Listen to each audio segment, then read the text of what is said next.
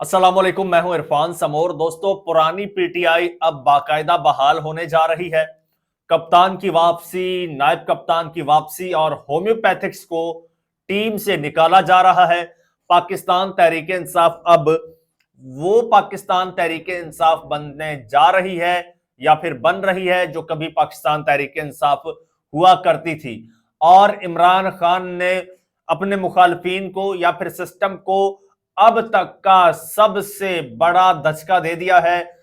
सबसे बड़ा वार इमरान खान ने कर दिया है, जिसे कारी वार कहा जाता है, वो इमरान खान ने इस सिस्टम पर कर दिया है। यूं कह लीजिए कि इस सिस्टम की इमरान खान ने जड़ें काट के रख दी हैं। शाह महमूद कुरैशी साहब भी सामने आ चुके हैं। तो ये मामला बड़ा इंटरेस्टिंग है। एक एक चीज आपको बताऊंगा, इसका बैकग्राउंड भी बताऊंगा, इसका फ्यूचर भी बताऊंगा। लेकिन उससे पहले नए आने वाले दोस्तों से गुजारिश है कि ये चैनल आपका अपना है। अगर अभी तक इसको सब्सक्राइब नहीं किया तो सब्सक्राइब लाजमी कर लीजिए और बेल आइकन पर भी क्लिक कर दीजिए ताकि हर नई आने वाली वीडियो टाइमली आपको दोस्तों मौसूल हो जाए। दोस्तों, सीन ये है कि बैरिस्टर गौहर और बैरिस्टर गौहर के साथ साथ उमर अयूब जो हैं वो इस वक्त हिट लिस्ट पर हैं, लेकिन फिलहाल वो बचे हुए हैं। अली अमीन गंडापुर साहब जो हैं वो भी हिट लिस्ट पर हैं, वो भी बचे हुए हैं। लेकिन पहले मरहले में बैरिस्टर सैफ और शेर अफजल मरवत को फारिग कर दिया गया है। शेर अफजल मरवत को पाकिस्तान तहरीक इंसाफ से ही निकाल दिया गया है और जो बैरिस्टर सैफ हैं उनको ओहदे से हटा दिया गया है। अब ये हुआ क्यों है जी, ये मेन सवाल है। और इससे होगा क्या, ये उससे भी बड़ा सवाल है। दोस्तों, ये लोग थे होम्योपैथिक, विकेट के दोनों जानिब खेल रहे थे। अगर बात की जाए बैरिस्टर सैफ की, तो बैरिस्टर सैफ तहरीक इंसाफ से ज्यादा ताकतवर हलकों का स्पोक्स पर्सन लगता था। उस बंदे ने बड़ी वारदातें डाली हैं। अली अमीन गंडापुर का मुशीर था, मुशीर इतलात था। उस बंदे ने बड़ी वारदातें डाली हैं। वो विकेट के दोनों जानिब खेल रहा था और उस वक्त ये खुलकर सामने आया जब 26 नवंबर को पाकिस्तान तहरीक इंसाफ का जो मार्च था वो इस्लामाबाद पहुंचा। तो बैरिस्टर सैफ और बैरिस्टर गौहर ये इमरान खान साहब से मिले, इन्होंने मुलाकात की। और आपको बताता चलूं कि ये बैरिस्टर सैफ की 1.5-2 साल में इमरान खान साहब से पहली मुलाकात थी। मुलाकात में इमरान खान साहब को कन्विंस करने की कोशिश की, ताकतवर हलकों का पैगाम भी पहुंचाया कि आप इस लॉन्ग मार्च और धरने को डी चौक के बजाय आप संगजानी में ट्रांसफर कर दे, शिफ्ट कर दे।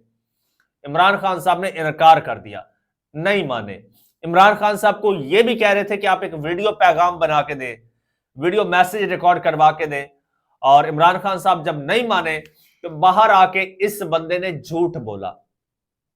इस बंदे ने कहा, इमरान खान साहब ने कह दिया है कि इस धरने को यहां से संगजानी शिफ्ट करो, दूसरी जगह पर शिफ्ट करो, ये इमरान खान साहब का ऑर्डर है। लेकिन बुशरा बेगम ने ये ऑर्डर मानने से इनकार कर दिया। उन्होंने कहा कि जब तक इमरान खान साहब खुद नहीं कहेंगे तब तक मैं ये बात नहीं मानूंगी। कोई ऑर्डर्स नहीं मानेंगे जब तक इमरान खान साहब खुद ये बात नहीं करते। तो इमरान खान साहब ने खुद तो ये बात की नहीं थी, ये 2 नंबरी बैरिस्टर सैफ ने की थी और बाद में फिर एक्सपोज भी हो गए, बुरी तरह ये मौसूफ एक्सपोज हो गए। इसके अलावा बहुत सारी इनकी वारदातें हैं। खैर, जिसके बाद ये कहा जा रहा था कि अब इसका बचना मुश्किल है और नामुमकिन है बल्कि। और ये अगेन आपको बताता चलूं, दोनों जानिब खेल रहे थे मौसूफ। फिर क्या हुआ? फिर वही हुआ जो होना था। वक्त की नजाकत को समझते हुए इसी तरह शेर अफजल मरवत साहब जो हैं, अब मरवत साहब लोग कहते हैं कि वो विकेट के दोनों जानिब खेलते हैं, लेकिन मेरे पास ऐसी कोई इतलात नहीं है कि वो विकेट के दोनों जानिब खेलते हैं। मैंने जो जहां तक उनको जज किया है, मैंने जो अंदाजा लगाया है, वो खुद पसंद बहुत ज्यादा है। वो शायद ये समझने लग गए थे कि भाई मैं बहुत मकबूल हूं और लोग मेरे पीछे खड़े हैं। वो समझता था कि लोग मेरे पीछे खड़े हैं। अब देखिए ना, पाकिस्तान तहरीक इंसाफ का 8 फरवरी को सवाबी में जलसा हुआ, मरवत को नहीं बुलाया गया। मरवत ने उसके बाद जो है ये ऐलान किया वहीं पर खड़े होके, मरवत ने और अली अमीन गंडापुर ने उसकी बाहों में बाहें डाल के उसको स्टेज पर बुलाया। मुख्तसर तकरीर हुई। मुख्तसर तकरीर में उसने ये कहा कि अगला जलसा सवाबी में होगा, कारकुनान को जलसे में शिरकत की दावत है। यानी कि एक जलसा इमरान खान का, पाकिस्तान तहरीक इंसाफ का, उसको काउंटर करने के लिए शेर अफजल मरवत अपना जलसा सवाबी में रख रहे थे। वो कहते हैं ना, क्या पिद्दी का शोरबा। यानी इमरान खान के जलसे के मुकाबले में शेर अफजल मरवत अपना जलसा रख रहे थे। फिर वही होना था जो हुआ जनाब, दोनों को उठाकर बाहर फेंक दिया गया है। मरवत साहब फिर कहते हैं कि जी अगर मुझे अपने इवेंट्स में पाकिस्तान तहरीक इंसाफ बुलाएगी तो मैं जाऊंगा, इनविटेशन नहीं आएगा तो नहीं जाऊंगा। इमरान खान साहब से कंप्लेन की पार्टी के लोगों ने कि जनाब इसने ये कुछ किया है, और फिर एक माजी भी है, पूरा ट्रैक रिकॉर्ड है। तो उसके बाद इमरान खान साहब ने, आपको याद है लास्ट टाइम इमरान खान साहब ने मरवत साहब का अडयाला जेल में दाखिला बंद करवा दिया था कि ये मेरे केसेस को परसू नहीं करेगा। अब इमरान खान साहब ने ऑर्डर्स दिए हैं कि इसको बाहर निकाल फेंका जाए और पाकिस्तान तहरीक इंसाफ से बाहर निकाला जाए, और उससे अब वो एमएनए है पाकिस्तान तहरीक इंसाफ की सीट पर, तो इससे इस्तीफा भी तलब किया जाए कि ये अपनी एमएनए-शिप जो है ये भी छोड़ दे। और जो बैरिस्टर सैफ है उनकी जगह पर मलिक अदील इकबाल हैं, उनको पाकिस्तान तहरीक इंसाफ का जो है वो लगा दिया गया है इंफॉर्मेशन सेक्रेटरी खैबर पख्तूनख्वा का, और साथ साथ खुरम ज़ीशान एडवोकेट को डेप्टी सेक्रेटरी इंफॉर्मेशन लगा दिया गया है खैबर पख्तूनख्वा का। अब दोस्तों, अब जब से इमरान खान साहब ने ये स्ट्रेटजी अपनाई है, इसको अली अमीन गंडापुर को सबसे पहले सदारत से हटाया, जुनेद अकबर खान को लेकर आए। जुनेद अकबर खान ने आते ही ऐलान किया कि ये जो होम्योपैथिक हैं इनकी पार्टी में कोई गुंजाइश नहीं है, होम्योपैथिक्स को पार्टी से निकाला जाएगा, और अब निकालने का अमल शुरू हो चुका है। इससे होगा क्या, अब ये जो बैरिस्टर सैफ जैसे लोग थे ना, ये होम्योपैथी का काम कर रहे थे और ये पार्टी का जो नैरेटिव था उसको खराब कर रहे थे। ये सबसे बड़ा नुकसान हो रहा था, पार्टी का नैरेटिव जो था वो खराब हो रहा था, और इधर की बात उधर लगाते थे, उधर की बात इधर लगाते थे, सही पैगाम रसानी नहीं होती थी।